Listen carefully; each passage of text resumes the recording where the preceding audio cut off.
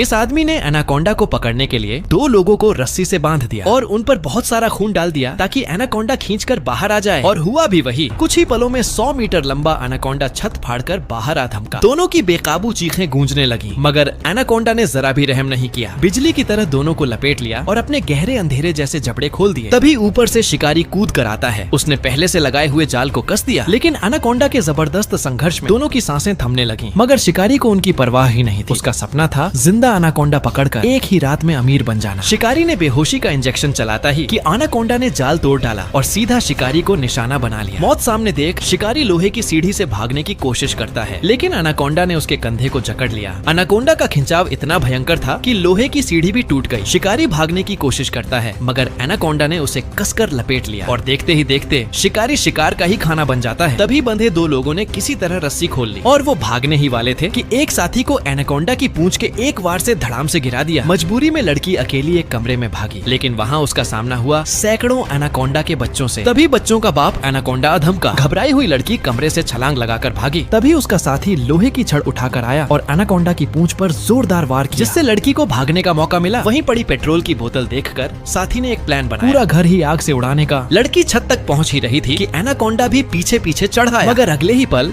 आग ने पूरे एनाकोंडा को लपेट लिया। धमाकेदार विस्फोट से पूरा इलाका जल उठा। अजगर तड़पता हुआ पानी में जा गिरा। दोनों ने राहत की सांस ली, लेकिन तभी अजगर आखिरी बार पानी से छलांग लगाकर बाहर निकला। अच्छा हुआ कि साथी ने झट से कुल्हाड़ी उठाई और अजगर पर वार कर डाला। कई बार झेलने के बाद आखिरकार अजगर हमेशा के लिए खत्म हो गया और लौटते वक्त दोनों को वो रहस्यमयी कबीला भी मिल गया जिसकी तलाश उन्हें अब तक थी।